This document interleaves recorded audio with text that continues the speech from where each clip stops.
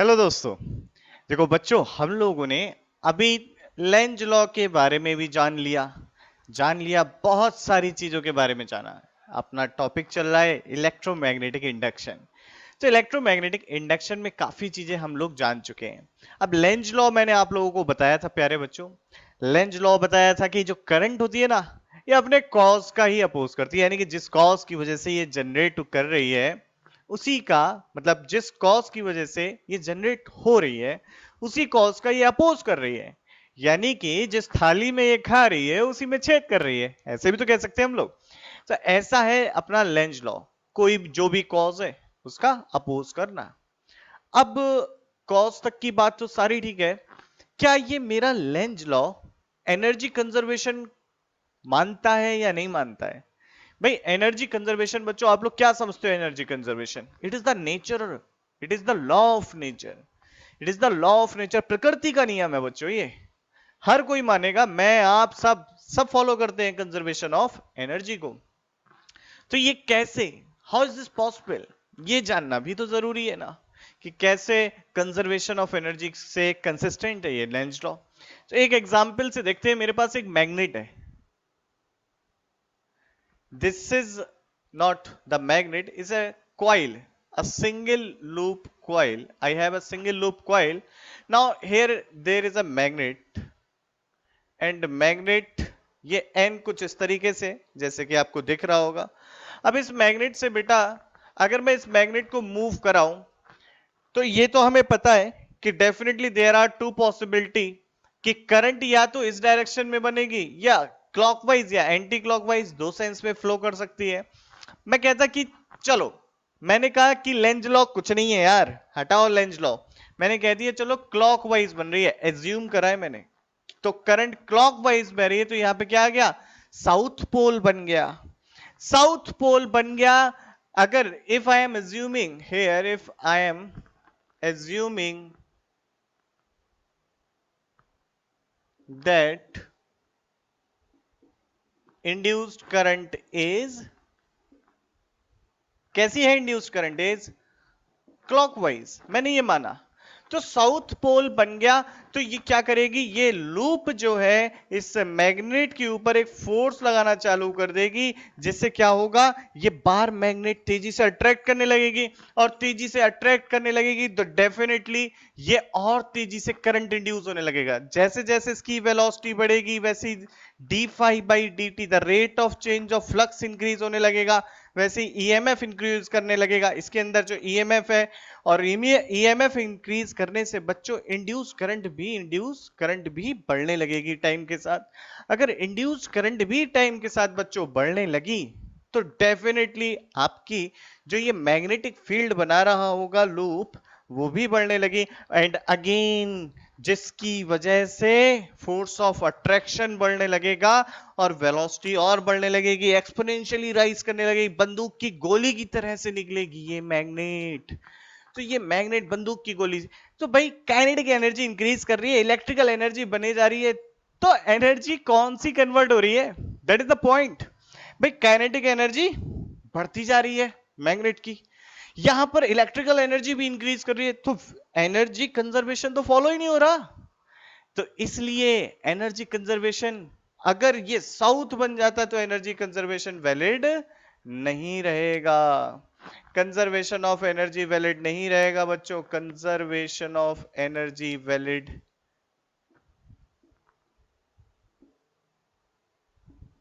is not valid in that case. So बच्चों, अगर conservation of energy valid नहीं रहा, ये तो लॉ ऑफ नेचर है, तो यानी कि ये तो नहीं होना है। तो हम कह सकते हैं Lenz law is consistent with the conservation of energy. तो हमें ये बात समझ में आई। तो अगर यहां पर करंट, अब दूसरा केस देखते हैं बच्चों, मैं इसे रब कर देता हूं, दूसरा केस देखते हैं फिर। और बच्चों दूसरा केस देते हैं कि अगेन ये लूप है, और लूप यहां पर हमारी बार मैग्नेट है, और ये बार मैग्नेट जैसे ही मोशन में आती है इस लूप के पास में, इस लूप में एंटी क्लॉकवाइज सेंस में करंट बनने लगती है लाइक दिस, और यहां पर अपना आ जाता है नॉर्थ पोल। तो जैसे जैसे जितनी तेजी से ये करीब जाएगी, डेफिनेटली उतना तेजी से rate of change of flux बढ़ेगा। और जितना तेजी से rate of change of flux बढ़ेगा, उतना तेजी से ईएमएफ बढ़ेगा, उतनी तेजी से करंट बढ़ेगी, उतनी तेजी से मैग्नेटिक फील्ड बढ़ेगी, और उतना ये अपोज करेगा, और अपोज करने की एबिलिटी भी बढ़ेगी। और आपकी वेलोसिटी, अगर कोई एक्सटर्नल फोर्स इस ऑब्जेक्ट पे नहीं है, इस मैग्नेट को आपने जस्ट थ्रो कर दिया, ग्रेविटी ग्रेविटी कुछ नहीं कंसिडर कर रहा हूं मैं, कोई और एक्सटर्नल फोर्स नहीं, तो धीरे धीरे धीरे इसकी काइनेटिक एनर्जी बच्चों डिक्रीज करती जाएगी। और यहां पर जो डिक्रीमेंट इन काइनेटिक एनर्जी होगा, वो आपको अप्रोक्सीमेटली अप्रोक्सीमेटली मैं बहुत सारे फैक्टर्स, रिलेटिविस्टिक फैक्टर्स वगैरह नहीं कंसिडर कर रहा हूं, मैं सिंपल अपनी बेसिक फिजिक्स की ही बात कर रहा हूं यहां पर। तो अब जो आपकी यहां पर है, जो चेंज इन काइनेटिक एनर्जी होगा, वो डेफिनेटली इलेक्ट्रिकल एनर्जी के फॉर्म में कन्वर्ट होता हुआ दिखाई देगा। तो यहां पर सारी बातें हमें समझ में आई बच्चों। तो डेफिनेटली क्या होता है, लेंज लॉ आपका कंसिस्टेंट है with the conservation of energy. आइए बच्चों स्लाइड से एक बार सारी चीजें कंक्लूड कर लेते हैं। First figure below shows a bar magnet moving toward a conducting loop, and it is the motion of the bar magnet to the right that induce an EMF and current in the loop. Lenz law tells us that this induced EMF and current must be in a direction to oppose the motion of the bar magnet. जैसा कि मैंने आपको बताया था कि Lenz law ये कहता है कि जो ये करंट इंड्यूस इस तरीके से होना चाहिए कि ये बार मैग्नेट की मोशन का क्या करने लगे बच्चों, अपोज करने लगे। And that is the current induced in the loop produces a magnetic field of its own, and this magnetic field must exert a force on the left approaching bar magnet. अब क्या होगा, ये current flow हुई, इसकी वजह से, इस current की वजह से जो है आपका लूप अपनी मैग्नेटिक फील्ड बनाने लगेगा, और ये मैग्नेटिक फील्ड जो आपकी आ रही है मैग्नेट, उसके ऊपर एक्सटर्नल फोर्स लगाने लगती है। आगे की बात सुनिए बच्चों।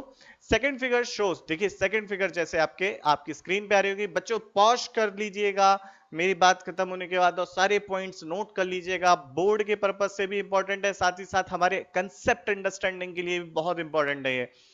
ठीक है, बेसिक बेसिक छोटी छोटी सी बातें आ सकती हैं, पूछी जा सकती हैं। आगे की बात करते हैं। Second figure shows that the induced magnetic movement of the current loop when the magnet is moving toward it. The loop acts like a small magnet with its north pole to the left and its south pole to be right. Because like poles repel, the induced magnetic moment of the loop repels the bar magnet, and that is it. Oppose its direction, its motion, माफ कीजिएगा, oppose its motion towards the loop. This result means the direction of the induced current in the loop must be shown in second figure. आगे की बात करते हैं बच्चों। अब क्या हुआ, suppose the induce current in the loop shown second figure was opposite to the direction force, तो आपकी यही सारी प्रोसेस होने लगेगा, तो स्पीड गेन करने लगेगा, और इसकी वजह से आपको कंजर्वेशन ऑफ एनर्जी वैलिड नहीं रहेगा। तो हमें एकदम सारे पॉइंट्स क्लियर हैं, सारी स्क्रीन को पॉज करके आप अपने स्क्रीनशॉट ले लीजिएगा या फिर नोट्स बना लीजिएगा। देखिए स्लाइड्स का पर्पस मेरा सिर्फ यहां पर ये है कि आप लोग ये सारी चीजें रिटन फॉर्मेट में भी रख लें। ठीक है, तो आप लोग नोट्स बना लीजिएगा, इससे स्क्रीन पॉज कर करके मैं नेक्स्ट बातचीत करता हूं, आप स्क्रीन पॉज करिए और नोट्स बनाइए। आओ बच्चों नेक्स्ट बातचीत करते हैं हम लोग, और बातचीत बहुत आसान है। क्या बातचीत करने जा रहे हैं, जरा ध्यान से सुनिए। अपने लोगों ने फेराडे रूल पढ़ लिया। अब फेराडेज रूल से या लॉ से हम कुछ इंटरेस्टिंग फैक्ट निकालने जा रहे हैं। सबसे पहले क्या था, the rate of change of flux, the negative rate of change of flux is equal to the induced EMF. अब आपका ये जो इंड्यूस्ड ईएमएफ आया, ई आ गया। अब मान लीजिए किसी लूप के अंदर इंड्यूस्ड ईएमएफ आया है, इस लूप का कुछ रेजिस्टेंस भी रहा होगा। मैंने कहा वो रेजिस्टेंस आर है, तो इसमें कितनी करंट आएगी, definitely it will be E by R, and that is minus 1/r d phi by D t. अब अगर इस लूप में करंट इंड्यूस हुई, तो डेफिनेटली बच्चों इसमें चार्ज फ्लो किया, तो चार्ज फ्लो किया तो वो चार्ज कितना फ्लो किया होगा ये देखना चाहते हैं। तो देखिए करंट बराबर होता है d q by D t. तो करंट बराबर d q by D t रख दिया, माइनस का 1/r d phi by D t. D t ने डी टी को उड़ाया और यहां से जो चार्ज फ्लो किया, सर्कुलेट किया, वो चार्ज आपका आ गया माइनस का change in flux divided by R. अब मेरे प्यारे बच्चों, क्या ये जो चार्ज को मूव करा रहा है ये मैग्नेटिक फील्ड करा रही है? नहीं, ये चार्ज को मूव कराती है इलेक्ट्रिक फील्ड, और ये electric field in nature electrostatic field जैसी नहीं होती। Electrostatic field in nature conservative होती है, लेकिन ये फील्ड कंजर्वेटिव नहीं होती है। इसको इन डिटेल बाद में जानेंगे हम, अभी और पॉइंट्स को डिस्कस करते हैं। पर मैं आपको बता दूं, इस चार्ज को मूव कराने के लिए मैग्नेटिक फील्ड रिस्पॉन्सिबल नहीं है। एक्चुअल में क्या है, the time varying magnetic field induces an electric field, जो कंजर्वेटिव इन नेचर नहीं होती। आगे की बातचीत आगे ही करेंगे, अभी और पॉइंट्स देखते हैं। अगर मैं आपसे पूछूं कि कितनी हीट प्रोड्यूस हो रही है, तो डेफिनेटली हीट प्रोड्यूस के लिए आप क्या करोगे, I square R into D T and integration कर दोगे, आपको हीट मिल जाएगी। ये कुछ इंपॉर्टेंट पॉइंट्स हैं इसके रिलेटेड, आप नोट करिए इन सभी को। आइए बच्चों कुछ क्वेश्चंस देखते हैं, कुछ अच्छे क्वेश्चंस लेंज लॉ के ऊपर बेस्ड। पहला क्वेश्चन क्या है, in three cases shown in figure the direction of induced EMF after very small time interval is. अगर मैं पहली फिगर की बात करूं तो पहली फिगर में ये कह रहा है कि फील्ड जो है अंदर की तरफ इंक्रीज हो रही है। अगर फील्ड अंदर की तरफ इंक्रीज हो रही है तो डेफिनेटली फ्लक्स अंदर की तरफ बढ़ रहा है। अगर फ्लक्स अंदर की तरफ बढ़ रहा है बच्चों, तो डेफिनेटली आप लोग ये जो इंड्यूस्ड ईएमएफ होगा, ये लेंज लॉ के हिसाब से क्या करना चाहेगा, ये लेंज लॉ के हिसाब से इस फ्लक्स का अपोज करना चाहेगा, यानी कि ये अपनी जो मैग्नेटिक फील्ड बनाए, अपनी इंड्यूस्ड करंट की वजह से जो मैग्नेटिक फील्ड बनाए, वो उसकी डायरेक्शन बाहर होनी चाहिए। और वो तभी पॉसिबल है जब इसके अंदर करंट एंटी क्लॉकवाइज आएगी। तो कैसी करंट आनी चाहिए इस वाले केस में, एंटी क्लॉकवाइज। देखो इस वाले सेकंड वाले केस में रेडियस डिक्रीज हो रही है, रेडियस डिक्रीज होने से फ्लक्स घट रहा है। फ्लक्स क्या हो रहा है बच्चों, घट रहा है। फ्लक्स घट रहा है, डेफिनेटली अगर फ्लक्स घट रहा है तो चेंज इन फ्लक्स अंदर की तरफ हो रहा है। इसका मतलब ये है कि ये कहेगा कि जितना पहले फ्लक्स जा रहा था उतना अब जाए। उसके लिए क्या करना पड़ेगा, इसे मैग्नेटिक फील्ड बनानी पड़ेगी। और मैग्नेटिक फील्ड किधर की तरफ बनानी पड़ेगी, कि जो जहां पे फ्लक्स घट रहा है उसको, या चेंज हो रहा है उसको सपोर्ट करने के लिए, उसके चेंज को, मतलब सपोर्ट मतलब यहां पर फ्लक्स को सपोर्ट करने के लिए, ताकि वो कांस्टेंट हो जाए। तो यहां पर बच्चों जो आपकी करंट आएगी उससे मैग्नेटिक फील्ड ऐसी बननी चाहिए कि वो अंदर की तरफ हो, ताकि चेंज ना हो पाए, और वो आएगी आपकी क्लॉकवाइज। तो क्लॉकवाइज यहां पर करंट आएगी बच्चों। थर्ड केस में देखिए, again third case very simple. तो बच्चों अभी देखें तो इस वाले केस में, थर्ड केस में देखें तो क्या हो रहा है कि फ्लक्स आपका अंदर की तरफ है, ऐसे फील्ड लाइंस जा रही है, मैक्सिमम जा रही है, ऐसे फील्ड लाइंस मैक्सिमम जा रही है। जब आप इसे रोटेट करोगे तो number of field lines reduce होंगी। तो किधर की तरफ कम हो रही है, अंदर की तरफ कम हो रही है। तो इस लूप के अंदर ऐसी करंट बने जिससे ये इस फील्ड लाइंस के अंदर जो कमी हो रही है उसको, कमी को रोक दे और अपनी तरफ से बनाने लगे। वो तभी हो सकता है जब करंट हमारी क्लॉकवाइज सेंस में आएगी। तो ये एक और आंसर हो गया। चलो कुछ और बच्चों क्वेश्चंस देखते हैं मेरी तरफ से।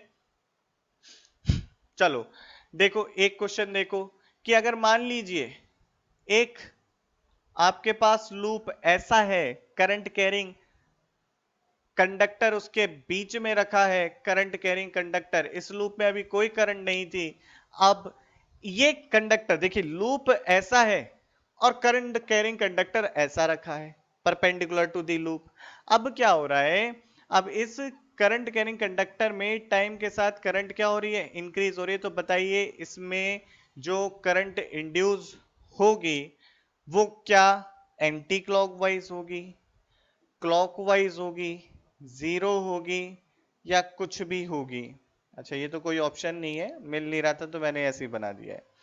तो बेटा देखो, अगर मैं करंट कैरिंग कंडक्टर, इसका मैं आपको, ये तो आपका टॉप वर्जन है, आप अगर इसका फ्रंट वर्जन देखो तो करंट कैरिंग कंडक्टर कैसा है, करंट कैरिंग कंडक्टर ऐसा है, और जो लूप रखा है वो ऐसा रखा है। इस करंट कैरिंग कंडक्टर की वजह से जो फील्ड लाइंस आएंगी वो कुछ इस तरीके से आएंगी, तो डेफिनेटली ये लूप के प्लेन के अंदर ही है, ये लूप के प्लेन के अंदर ही है, तो फ्लक्स इस लूप से कुछ पास नहीं हो रहा, क्योंकि एरिया वेक्टर ऐसा है और हर परिस्थिति में जो मैग्नेटिक फील्ड वेक्टर वो ऐसी है, इधर की डायरेक्शन में आएगी वो ऐसी, और इनके बीच का जो एंगल है बच्चों 90 डिग्री है, तो डेफिनेटली यहां पर फ्लक्स में तो कोई चेंज ही नहीं हो रहा है, या मैं कहूं फ्लक्स हमेशा जीरो है, तो यहां पर करंट जो इस लूप में आएगी उसकी वैल्यू जीरो होगी।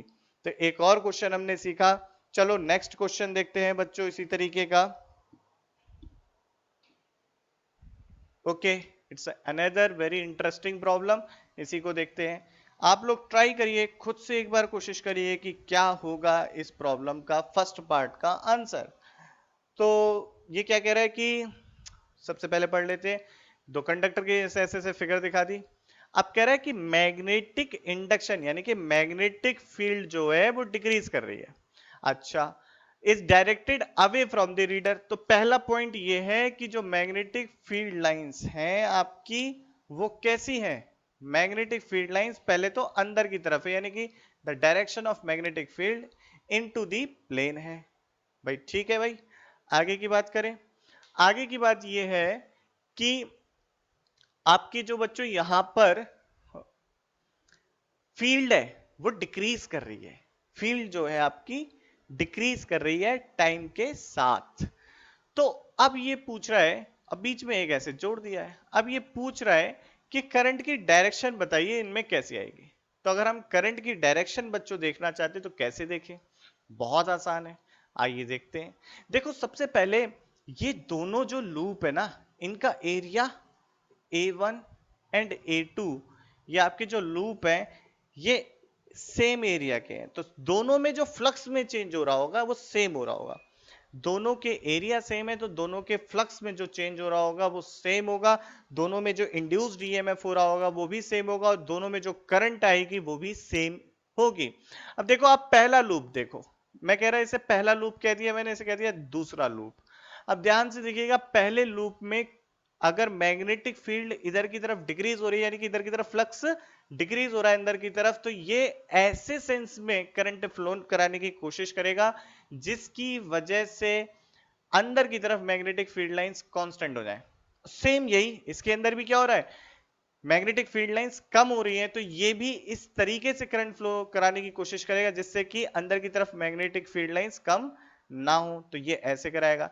तो आप देखिए इन दोनों में जो करंट है वो तो सेम है, तो यहां पर जो करंट हो जाएगी वो क्या हो जाएगी, जीरो। ये करंट और ये करंट कैंसिल कर देगी, क्योंकि दोनों की एरिया सेम है, दोनों का ईएमएफ सेम है, तो करंट भी सेम आएगी। कुल मिला के करंट जो है वो क्लॉकवाइज सेंस में जाएगी। अगर आपसे कोई पूछे कि इस कंडक्टर में करंट कितनी होगी, तो डेफिनेटली वो क्या होगी, जीरो होगी।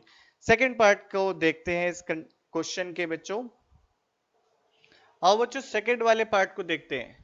अगेन मैग्नेटिक फील्ड लाइन अंदर की तरफ है और डिक्रीज हो रही है। अगर डिक्रीज हो रही है तो आप इसको ऐसे ये समझो, एक लूप है ये, इस तरीके से एक लूप समझो। मैं इस लूप को कंसिडर कर रहा हूं, ये जो लूप है, मैं इस क्वेश्चन को थोड़ा डिफरेंट वे में कर रहा हूं, आपको जनरली इसका सोल्यूशन डिफरेंट मिलेगा, मैं इसका डिफरेंट सोल्यूशन दिखाता हूं और जो आसान है। देखिए ये लूप कंसिडर कर रहा हूं, ये जो लूप है, मैं इन सर्किल को कंसिडर ही नहीं कर रहा, मैं एक रेक्टेंगल काइंड की जो स्ट्रिप आपको दिख रही है, जो पूरी स्ट्रिप सी दिख रही है, इसकी बात कर रहा हूं। ठीक है, सर्कुलर स्ट्रिप जो है, इस सर्कुलर स्ट्रिप की बात कर रहा हूं बच्चों। तो इस सर्कुलर स्ट्रिप में से फ्लक्स कम हो रहा है, वो भी किधर की तरफ, अंदर की तरफ कम हो रहा है। तो ये इस तरीके से फ्लक्स बनाए, इस तरीके से फ्लक्स बनाए कि जो अंदर की तरफ कम हो रहा है उसको कमी को रोक दे। तो वो कैसे हो सकता है, जब इस लूप के अंदर कैसी करंट फ्लो हो, क्लॉकवाइज डायरेक्शन में करंट फ्लो हो। तो देखो इस लूप के अंदर क्लॉकवाइज डायरेक्शन में करंट फ्लो हो रही है आपकी। तो आप देखो बाहर वाले लूप में जो आपका दे रखा है इन्होंने, ये बाहर वाला लूप है, इसमें तो करंट की जो डायरेक्शन है वो क्लॉकवाइज है, और जो अंदर वाला लूप है उसमें करंट की डायरेक्शन अंदर वाले में कैसी है, एंटी क्लॉकवाइज। तो आपसे पूछा है अंदर वाले लूप में करंट की डायरेक्शन क्या होगी, तो डेफिनेटली वो एंटी क्लॉकवाइज होगी। और इस तरीके से हमने दोनों क्वेश्चंस को सॉल्व कर लिया। चलो आगे की बातचीत करते हैं, नेक्स्ट प्रॉब्लम सॉल्व करते हैं। ये भी बच्चों एक बड़ी इंटरेस्टिंग प्रॉब्लम है। A conducting frame, a conducting frame आपको दिखाया है बच्चों। और ये कुछ इस तरीके से, ये एरो का मतलब बेटा जो आपका लगा है यहां पर, इस एरो का मतलब ये होता है कि ये टच नहीं कर रहा है वायर, ऊपर से निकल के गया है। अब क्वेश्चन पढ़ लेते हैं हम लोग। अच्छा भाई नामकरण कर दो, ये सी है, नहीं नहीं ये डी है, ये डी, ये सी, और ये बी, और ये ए। तो A B C D. A conducting wire frame is placed in a magnetic field directed into the paper. अंदर की तरफ मैग्नेटिक फील्ड है। अब ये पूछ रहा है कि the magnetic field is increasing, तो मैग्नेटिक फील्ड क्या कर रही है, इंक्रीज कर रही है अंदर की तरफ। The direction of induced current in A B and C D wire, A B and C D wire में डायरेक्शन ऑफ करंट क्या होगी। तो देखिए बच्चों कैसे सॉल्व करेंगे इसको, बहुत आसान है, प्रॉब्लम एकदम सिंपल है। आप देखो कि पहले ये जो लूप का एरिया है A1, इस एरिया को कह दिया, और इसको कह दिया मैंने A2। तो आपको देखने को मिलेगा A1 की औकात ज्यादा है, A1 एरिया ज्यादा है। और अगर बच्चों A1 एरिया ज्यादा है तो इसके अंदर EMF जो इंड्यूस हो रहा होगा वो भी ज्यादा हो रहा होगा, इसकी वजह से जो इसकी करंट की औकात होगी वो भी ज्यादा होगी। कुल मिला के जो हमारा डोमिनेटिंग रहेगा इस पूरे सर्किट में वो A1 लूप रहेगा। सीधी सी बात है। अब हम A1 को देख लेते हैं कि A1 में किस सेंस में करंट फ्लो करनी चाहिए। अंदर की तरफ मैग्नेटिक फ्लक्स बढ़ रहा है तो इसका अपोज क्या होगा, ये बाहर की तरफ मैग्नेटिक फ्लक्स बनाने लगे, जो कि कैसे हो, इस सेंस में करंट फ्लो कराए। ठीक, अब इस सेंस में करंट फ्लो कराए तो यानी कि ये ऐसे आ रही होगी, ये ऐसे गई होगी, ये ऐसे गई होगी। तो ए बी में जा रही है, ए बी वायर में करंट जा रही है आपकी B2 वे। और अगर मैं पूछूं आपसे सी डी वायर में जा रही है तो वो जा रही है आपकी D2C। तो आपकी सी डी वायर में जा रही है जो बच्चों करंट, वो जा रही है D2C। तो आपके देखते हैं कि कौन कौन से ऑप्शन है। तो देखो ये B2A and D2C, option A यहां पर होता है करेक्ट। अगले नेक्स्ट क्वेश्चन की बातचीत करते हैं बच्चों। टू आइडेंटिकल लूप, अब ये भी बहुत बढ़िया क्वेश्चन है, ध्यान से देखिएगा, बहुत अच्छा क्वेश्चन है। Two identical circular loops of metal wire are lying on a table without touching each other. Loop A carries a current which increases with the time. In response the loop B stationary रहेगा, attract करेगा loop A के पास, repel करेगा loop ए से, या घूमने लगेगा, क्या होगा। देखते हैं, पहले क्वेश्चन की फिगर बनाते हैं। मैं आपको इसके दो व्यू दिखाऊंगा, पहला एक फ्रंट व्यू की बात करता हूं, यानी कि एक लूप ऐसे रखा है बच्चों, दूसरा लूप ऐसे रखा है। तो फ्रंट व्यू तो कुछ इस तरीके से होगा, लूप नंबर 1 कह दिया और ये मेरा लूप नंबर 2 हो गया। अच्छा टच नहीं कर रहे हैं, नो टच, ओके। तो ऐसे हो गया ये लूप 1 और ये लूप 2। अब क्या कह रहा है कि लूप ए, अच्छा इसे ए कहा है, चलो ए ले लो भाई, ये बी हो गया। लूप ए में क्या है, carries a current which increases, मैंने कह दिया कोई करंट है और मैंने एंटी क्लॉकवाइज सेंस में मान ली है, क्योंकि इसमें डायरेक्शन कुछ नहीं दे रखी, तो मैंने एंटी क्लॉकवाइज सेंस में मान ली। ये करंट टाइम के साथ बच्चों कर रही है इंक्रीज। अगर ये करंट टाइम के साथ इंक्रीज कर रही है तो इसका रिस्पॉन्स लूप भी कैसे देगा, ध्यान से समझिएगा कि कैसे देगा ये रिस्पॉन्स, आइए समझते हैं। तो बेटा देखो आप लोग कि ये लूप आपका ए का फ्रंट व्यू है और ये लूप बी का फ्रंट व्यू है। अब देखिएगा कैसे देगा ये रिस्पॉन्स बच्चों। तो ये देखिए करंट जो मैंने मानी है एंटी क्लॉकवाइज सेंस में मानी है, और ये इसकी जो वैल्यू है वो टाइम के साथ इंक्रीज कर रही है। तो देखो लूप के अंदर अगर मैं देखूं तो मैग्नेटिक फील्ड बाहर की तरफ निकल रही है। कैसे देखा मैंने, मैंने देखा ऐसे करके, राइट हैंड रूल, करंट की डायरेक्शन में थंब और मेरे बाहर की तरफ। लेकिन अगर मैं लूप बी के लिए बात करूं तो ये magnetic field lines loop B के कैसे जा रही होंगी, अंदर की तरफ जा रही होंगी, कुछ इस तरीके से जा रही होंगी, ये है डायरेक्शन। तो यहां पर मैग्नेटिक फील्ड लाइंस अंदर की तरफ जा रही है, क्योंकि करंट टाइम के साथ बढ़ रहा है, तो डेफिनेटली मैग्नेटिक फील्ड भी टाइम के साथ बढ़ रही है। तो यहां पर लूप बी में जो मैग्नेटिक फील्ड लाइंस हैं वो टाइम के साथ बढ़ रही हैं। इसके अपोज करने के लिए लूप बी क्या रेस्पॉन्स देगा, रेस्पॉन्स ये देगा कि भैया अंदर की तरफ तुम बढ़ा रहे हो, हम बाहर की तरफ मैग्नेटिक फील्ड बनाएंगे। तो ये भी एंटी क्लॉकवाइज सेंस में करंट को फ्लो कराने लगेगा। अब आप देखिए ये भी एंटी क्लॉकवाइज सेंस में करंट को फ्लो करा रहा है। अगर ये भी एंटी क्लॉकवाइज, तो यहां पर ये आप दो बार मैग्नेट से कर सकते हो कि भाई ऊपर नॉर्थ बना होगा, क्योंकि मैग्नेटिक फील्ड लाइंस ऐसे जा रही होंगी अब, है ना। और यहां पर क्या बना होगा, यहां पर भी इसी तरीके से बना होगा, नॉर्थ और साउथ। आप सोचिए दो बार मैग्नेट्स पैरेलली रखी हैं, तो क्या होता है, एक दूसरे से भागती हैं, तो इन रिस्पॉन्स ये लूप भी भाग जाएगा। और कैसे समझ सकते थे इस बात को, देखो भाई कुल मिला के इसमें करंट क्यों जनरेट हुई, अगर ये फ्री है इसमें करंट जनरेट होने का रीजन क्या है, ये पड़ोस में था ना एक के, अगर पड़ोस में नहीं होता तो मैग्नेटिक फील्ड लाइंस जाती नहीं। तो कुल मिला के क्या होगा, इसे चाहिए भाग जाइए। तो भाई लेंज लॉ से हम डायरेक्ट ऐसे भी कह सकते हैं कि इसे भाग जाना चाहिए, क्योंकि इसके अंदर करंट इंड्यूस होने का कारण ये भी है कि ये इसकी विसिनिटी में है या पड़ोस में है। ठीक है, तो अगला क्वेश्चन देखते हैं बच्चों, अगला इंटरेस्टिंग क्वेश्चन है, आइए देखते हैं। आइए बच्चों देखते हैं इस प्रॉब्लम को कैसे सॉल्व करें। तो देखिए ये दो कोएक्सियल लूप है, कोएक्सियल लूप है, और इसमें करंट इंक्रीज कर रही है, इसमें भी, इसमें करंट इंक्रीज नहीं कर रही, सॉरी, दोनों में करंट की डायरेक्शन बच्चों सेम है। अब ये दोनों के बीच की डिस्टेंस होने लगती है कम, तो क्या होगा, अगर मैं पहले लूप की वजह से बात करूं, तो पहले लूप की वजह से जो मैग्नेटिक फील्ड लाइंस बन रही होंगी वो कैसी बन रही होंगी, कुछ इस तरीके से, the direction of magnetic field lines is like this.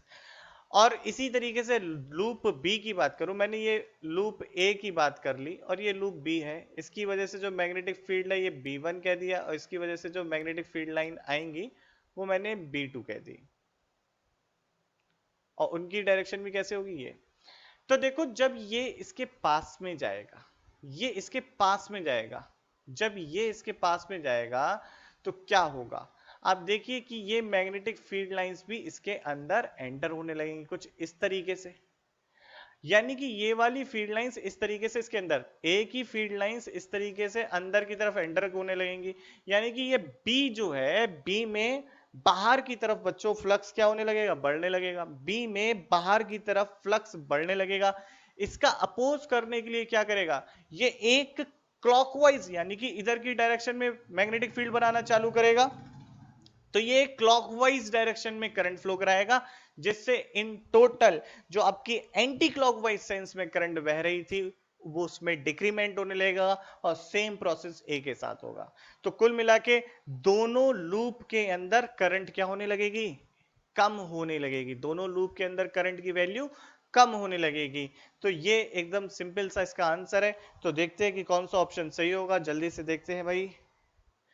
To identical, ठीक है, current in each will decreases, current A, ठीक है, तो ऑप्शन ए अपना सही हो जाता है। तो ऑप्शन ए बच्चों सही हो गया कि आपका करंट जो है दोनों लूप में डिक्रीज करने लगेगा। ठीक है, आगे नेक्स्ट क्वेश्चन देखते हैं बच्चों, very interesting question. A square loop है ना, क्वाइल है, चलो, a square coil of side L is released from rest in horizontal uniform magnetic field B of length 12. Comment on the acceleration of the coil. कब क्या होगा, कैसे होगा, ये आप लोग मुझे कमेंट, कहा है ना कमेंट करो, तो कमेंट में करके बताओ, मैं नहीं सॉल्व कर रहा, आप लोग ये खुद से करिएगा। अगर किसी को भी किसी प्रकार की दिक्कत है तो इससे पहले वाले लेक्चर में हमने इस टाइप की कुछ प्रॉब्लम डिस्कस करी थी, आप वहां पर देख सकते हैं, सोल्यूशन मिल जाएगा। अगले क्वेश्चन की बात करते हैं बच्चों। Again, a vertical bar magnet is dropped from position on the axis of a fixed metallic coil as shown in figure 1 and 2. Magnet is fixed, horizontal coil is dropped, acceleration of the magnet ठीक। तो देखो दोनों cases में क्या है, एक में magnet को फिक्स रखा और लूप को गिराया, दूसरे में लूप को फिक्स रखा, मैग्नेट को गिराया। तो क्या होगा ध्यान से देखिए, दोनों ही केसेस में there is a relative motion, और जो आपकी फील्ड इंड्यूस होगी उस फील्ड की डायरेक्शन इस तरीके से होगी कि डेफिनेटली इस रिलेटिव मोशन का अपोज करे, तो डेफिनेटली जो आपका एक्सेलरेशन होगा वो क्या होगा, जी से कम हो जाएगा। तो इसका जो ऑप्शन बनता है A1 and A2 both must be less than g, and option C correct होता है। अब देखो, in the figure shows a metal ring loosely fit over an iron core that has a coil wrapped around it. What happened to the ring when switch S is closed?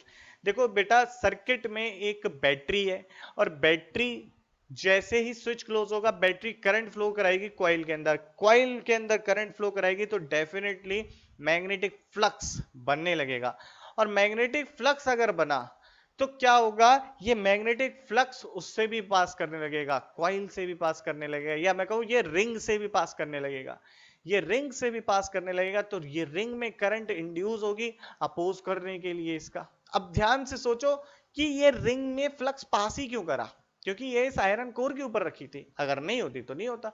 तो इसका cause क्या है, यहां पर रहना, तो इसका oppose क्या होगा, डेफिनेटली यहां से हट जाना। अगर हम मोटे मोटे तौर पे बात करें तो यही प्रोसेस होगा, ये डेफिनेटली बहुत तेजी से it jumps high in air, यानी कि ये ऊपर की तरफ भाग जाएगी। और वैसे भी हम कह सकते हैं दोनों में सेम डायरेक्शन में क्या होगी, करंट इंड्यूस हो रही होगी, जिसकी वजह से ये फोर्स ऑफ रिपल्शन एक्सपीरियंस करके भाग जाएगी।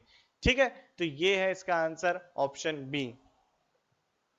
Okay, now the approximate variation of the induced EMF with time t in a coil if a short bar magnet move along its axis with a constant velocity। देखो अगर सारे के सारे देखो तो A, C, D सभी में EMF की पोलैरिटी चेंज नहीं हो रही। मैं ऑप्शन से आपको करना सिखाता हूं ये प्रॉब्लम कैसे करो। तो A, C एंड D तीनों में बच्चों क्या नहीं हो रहा है, आपकी ईएमएफ की पोलैरिटी चेंज नहीं हो रही, निगेटिव नहीं हो रहा, लेकिन ऐसा होना चाहिए था। कैसे होना चाहिए था बच्चों, कि बेटा जब ये कॉइल के अंदर जा रहा होगा, जब ये मैग्नेट कॉइल के आपके अंदर जा रही होगी तो ईएमएफ जो इस तरीके से इंड्यूस होगा किसके, ये अंदर जाने का अपोज करे, और जब ये बाहर निकल रही होगी तो ईएमएफ इस तरीके से इंड्यूस होगा कि इसकी ये बाहर निकलने का अपोज करे। यानी कि दोनों डायरेक्शन में जो करंट की डायरेक्शन होगी वो डेफिनेटली, या ईएमएफ की डायरेक्शन होगी वो क्या होगी, चेंज होगी टाइम के साथ। वो कौन से केस में दिख रहा है हमें, केस नंबर बी में, या ऑप्शन नंबर बी में ही दिख रहा है। तो इसका जो राइट आंसर हो जाता है बच्चों वो होगा ऑप्शन बी। अब a long hollow vertical metal pipe a magnet is dropped, ठीक है, during its fall the acceleration of the magnet क्या होगा। एक बहुत बड़ा सा पाइप ले लिया है, एक बहुत बड़ा सा पाइप ले लिया है, बहुत बड़ा लॉन्ग वर्टिकल है। अब इसके अंदर एक मैग्नेट को ऐसे ड्रॉप किया तो पहले क्या है, यहां पर डिक्री, जो अभी जैसे छोड़ोगे तो जी से गिरेगा, लेकिन जैसे जैसे ये नीचे की तरफ जाएगा तो इसमें करंट इंड्यूस होगी और ये क्या लगाने लगेगी, फोर्स लगाने लगेगी, अंदर जाके ये इसके ऊपर मैग्नेटिक फोर्स लगता रहेगा और इस पे ग्रेविटी का फोर्स लगता रहेगा। अब क्या होगा, ये कांस्टेंट वेलोसिटी से चलने लगेगी। क्यों कांस्टेंट से, क्योंकि एक इंस्टेंट ऑफ टाइम ऐसा आएगा कि आपका मैग्नेटिक फोर्स ग्रेविटी फोर्स को बैलेंस कर देगा और इस बार मैग्नेट पे नेट फोर्स जीरो हो जाएगा। अब ऐसा क्यों हो रहा है, क्यों कर देगा, इतनी वैल्यू कैसे पहुंच जाएगी। देखो जब जब ये एक्सेलरेट करेगी, जब जब ये एक्सेलरेट करेगी डेफिनेटली आपका rate of change of flux बढ़ेगा, और तब तब आपका क्या होगा, तब तब आपका जो बच्चों ये मैग्नेटिक फोर्स है वो इंक्रीज करेगा, जो बार मैग्नेट पे मैग्नेटिक फोर्स लगा रही होगी मैग्नेटिक फील्ड की वजह से वो इंक्रीज करेगा। तो ये तब तक इंक्रीज करते रहेगा जब तक ये बार मैग्नेट एक्सेलरेट करने लगेगी, और जैसे ही ये कांस्टेंट स्पीड पे पहुंच जाएगा एक्सेलेरेशन कम हो जाएगा और ये एक ऑप्टिमम वैल्यू पे पहुंच जाएगा आपका ईएमएफ, तो फोर्स दोनों एक दूसरे को बैलेंस कर देंगे और आपकी मैग्नेट कांस्टेंट वेलोसिटी से चलने लगेगी। तो ऑप्शन सी हमारा क्या है, सही है कि will decrease to zero and will attain a terminal speed. ठीक है, तो ये स्पीड हो जाएगी आपकी टर्मिनल स्पीड, और आपका एक्सेलरेशन क्या हो जाएगा, कम होते जीरो के पास पहुंच जाएगा।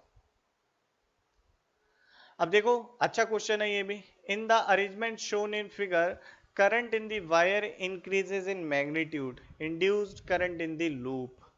बढ़िया, सिंपल, आसान सवाल, बहुत ही सिंपल है क्वेश्चन। कैसे करेंगे, देखो, ये बेटा आपका करंट कैरिंग कंडक्टर है और इसके पड़ोस में एक लूप है। इस लूप के अंदर इस करंट कैरिंग कंडक्टर की वजह से जो मैग्नेटिक फील्ड लाइंस आ रही होंगी वो बाहर की तरफ आ रही होंगी ऐसे। अब क्या कह रहा है कि करंट इंक्रीज कर रहा है बेटा आपका टाइम के साथ। ठीक, करंट आपका टाइम के साथ इंक्रीज कर रहा है। अब आप लोग सोच के बताइए क्या होगा, करंट टाइम के साथ इंक्रीज कर रहा है तो डेफिनेटली ये मैग्नेटिक फील्ड लाइंस कि जो या मैग्नेटिक इंटेंसिटी आपकी बढ़ती जाएगी, और अगर मैग्नेटिक इंटेंसिटी आपकी बढ़ती जाएगी तो डेफिनेटली फ्लक्स इंक्रीज कर रहा है, और अगर बच्चों फ्लक्स इंक्रीज कर रहा है तो इसका अपोज करने के लिए इस लूप में करंट को आना पड़ेगा, और ये इंक्रीज कर रहा है बाहर की तरफ, तो इसके अपोज करने के लिए जो आपके करंट की डायरेक्शन बननी चाहिए वो इस तरीके की बननी चाहिए कि इसकी वजह से, इस करंट की वजह से जो मैग्नेटिक फील्ड है वो अंदर की तरफ आए। वो तभी है जब ये क्लॉकवाइज सेंस में करंट को फ्लो कराएगा, तो डेफिनेटली इसका आंसर हो जाएगा कि इसमें क्लॉकवाइज सेंस में करंट फ्लो करेगी। तो देखते हैं कि बच्चों कौन सा ऑप्शन अपना करेक्ट है। तो have the clockwise direction and it is the right answer. आगे बातचीत करते हैं बच्चों। That's a good question. A square ABCD X Y plane. अब आपका कह रहा है कि करंट आपकी 2t से बढ़ रही है। आप लोग, ये लोग मुझे इस पे कमेंट में लिख के बताइएगा कि इसका आंसर क्या होगा। मैं आपको बता दूं इसी टाइप का एक क्वेश्चन मैंने लेक्चर में भी इसी लेक्चर में डिस्कस किया है, तो जरूर कमेंट में बताइए बच्चों कि इसका ऑप्शन क्या होगा। ए क्लॉकवाइज, बी एंटी क्लॉकवाइज, सी अल्टरनेटिंग, और डी जीरो। तो आप लोग बताइएगा, मैं ऑप्शन का वेट करूंगा बच्चों। अब देखो, ये एक बहुत बढ़िया सवाल है, बहुत बढ़िया शानदार सवाल है। इसकी दो एनालिसिस एग्जिस्ट करती हैं। अगर ये सवाल कर गए तो भाई तुम समझ लो बहुत कुछ समझ गए। तो खुद से ट्राई करो, एक बार स्क्रीन पॉज करिए, आप लोग स्क्रीन को पॉज करिए, वीडियो को पॉज करिए और खुद से ट्राई करिए। अगर ये कर गए तो आपका दिमाग बहुत सही चल रहा है, मैं सही बता रहा हूं, ये मेंस लेवल का सवाल है, अच्छा सवाल है। तो क्या सवाल है, two identical conductors P and Q are placed on two frictionless rails R and S। ये देखो, इस तरीके से दो फ्रिक्शनलेस रेल की पटरियां हैं, इन पे दो कंडक्टर P एंड Q है, ये P है, ये Q है। अब क्या कह रहे हैं, अच्छा यूनिफॉर्म मैग्नेटिक फील्ड अंदर की तरफ है। आगे की बात क्या है, P is moved leftward with the constant speed. P इधर की तरफ कांस्टेंट स्पीड से चलने लगता है, देन रॉड Q को क्या होगा। दो एनालिसिस है, पहला मैं इसका डिटेल एनालिसिस बताता हूं आप लोग को कि क्या होगा, उसके बाद में बच्चों बात करूंगा इसके दूसरे सिंपल वाले एनालिसिस की। तो देखते हैं कि क्या होगा डिटेल एनालिसिस। तो बच्चों जैसे ही ये कंडक्टर इस तरह से चलने लगेगा, अंदर का एरिया टाइम के साथ बढ़ने लगेगा, और एरिया अगर अंदर का बढ़ेगा तो डेफिनेटली क्या होगा, फ्लक्स इंक्रीज कर रहा है अंदर की तरफ, जिसका अपोज करने के लिए इस लूप में एंटी क्लॉकवाइज डायरेक्शन में करंट फ्लो करेगी। यानी कि आपके क्यू वायर के अंदर एंटी क्लॉकवाइज, या मैं कहूं यहां ऊपर की तरफ एक करंट फ्लो करने लगी। तो हमें यह भी पता है, any current carrying conductor whenever placed in a magnetic field it will experience a force। और वो फोर्स की डायरेक्शन कैसे देखते हैं, वो फोर्स होता है आपका df vector is equal to i d l cross B vector. Now this is the dl की डायरेक्शन ऊपर की तरफ और b की डायरेक्शन अंदर की तरफ। तो dl क्रॉस b से फोर्स की डायरेक्शन आई इधर की तरफ, तो डेफिनेटली q वायर भी इधर की तरफ बढ़ने लगेगा। दूसरा तरीका बहुत आसान, लेंज लॉ से सीखो। भाई ये फ्लक्स क्यों बढ़ रहा है, ये P इधर की तरफ भागा, अगर P इधर की तरफ भागा तो Q भी इधर की तरफ भागे तो एरिया कांस्टेंट करने की कोशिश कर लेगा। तो डेफिनेटली अगर इधर की तरफ भागेगा तो कुछ नहीं होने वाला, अगर रुका रहेगा तब भी कुछ नहीं। तो अगर Q इधर की तरफ भागने लगे तो डेफिनेटली ये बीच का एरिया जो लूप का है ये कांस्टेंट करने की कोशिश करने लगेगा। तो हम यहां से समझ सकते हैं कि क्यू लेफ्टवर्ड ही चलेगा। अब देखो option attracted towards P and A option is correct. Simple problem थी। देखो आगे बातचीत करते हैं बच्चों। अब तो बच्चों अभी मैंने खूब सारी आपके साथ लेंज लॉ के ऊपर बेस्ड प्रॉब्लम्स को डिस्कस किया। जितने भी आपको मैंने होमवर्क में दिए डेफिनेटली प्लीज मुझे कमेंट में बताना। मैं आपके आंसर का इंतजार कर रहा हूं और देखना चाहता हूं कि आपकी लर्निंग कैसे गई है। आपको वीडियो कैसे लगी जरूर बताइएगा। मैं आपके कमेंट्स का इंतजार कर रहा हूं। जरूर बताइए, अपना रेस्पॉन्स दीजिएगा कि आपको वीडियो कैसी लगी आज की। अच्छा, अगर कोई डाउट है तो पूछिएगा कंसेप्ट में, कहीं भी कुछ भी नहीं समझ में आया हो। अगर अच्छी लगी तो डेफिनेटली अपने फ्रेंड्स के साथ, अपने दोस्तों के साथ कुछ ऐसी ही चैलेंजिंग प्रॉब्लम शेयर करिए और उनको फिर सोल्यूशन के लिए मेरी वीडियो शेयर करें। मैंने एक बहुत फैंटास्टिक वीडियो बनाई है आप लोगों के लिए जो मैग्नेटिज्म के ऊपर ही थी, failure of Newton's third law. तो प्लीज आप लोग चेक करना उसे और अपने दोस्तों से पूछना कि क्या न्यूटन का थर्ड लॉ हमेशा वैलिड है।